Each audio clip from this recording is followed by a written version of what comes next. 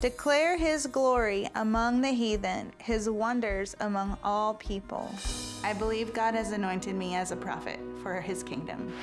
And he said unto them, Go ye into all the world and preach the gospel to every creature. God speaks to me through the Bible, through dreams and visions, through other people. He that believeth and is baptized shall be saved.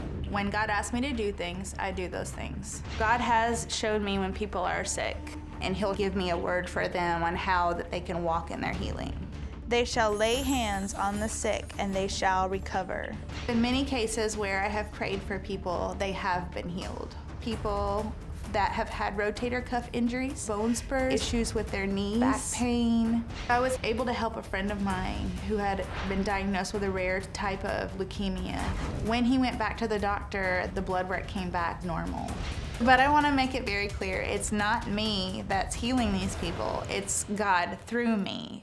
My parents are completely ignorant to my faith and extremely disrespectful of my relationship with God. They don't want to understand. I just pray that you would shut the mouths of the lions, Lord. They should accept me for who I am.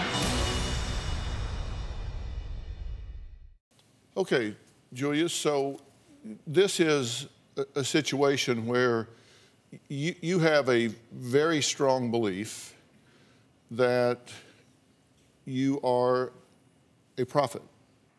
Yes, sir. And you believe that that's not true. Correct. You believe that's not true. Correct. Tell me how you learned that you were anointed. It really just started when I started asking the Lord what my purpose was, because we all have one. And so I really just ended up being pointed a lot to the books of the prophets in the Bible. And, you know, as I was asking, I could see a lot of ways that I could identify. It wasn't like one moment where the clouds opened, you heard the baritone voice. There wasn't one of those moments. This just kind of came on you through your reading and studying. Right. All right, and so upon what do you base your opinion that this is just not true? I believe there's balance in everything you do. And when you can't talk to somebody without them quoting scriptures at you and telling you that you can raise a frog from the dead, or you seeing them try to raise a chicken that's, like I said, flat as a pancake, that's been dead for days, and out there praying in the rain for that chicken, trying to bring it back.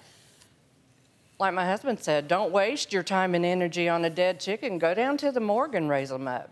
I just want to clarify, I don't believe in this moment that I can raise the dead. I know that I have witnessed the frog, but it's hard for me because it's still something I'm learning. I believe in the principle of parsimony. I mean, what's most likely? What's the simplest explanation? In science, it's referred to as Occam's razor.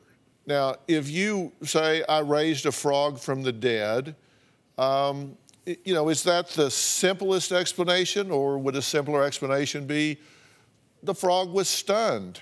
If you take a frog that's flat and pressed in between two 2x4s, he's not just stunned. I'm just saying, do you test your reality to say, has God anointed me to resurrect this frog or this dead chicken? I mean, seriously, I don't think you're called to roadkill. No, I'm not. But I also know that as you're learning your faith, you can't just start big either. You have to start small. You can't just get on a bicycle and all of a sudden know, oh, I know how to do the pedals and I know how to ride the bike and steer the handlebars. But you're out, small. You prayed 30 minutes over a chicken that was flat as a Frisbee, right? Right.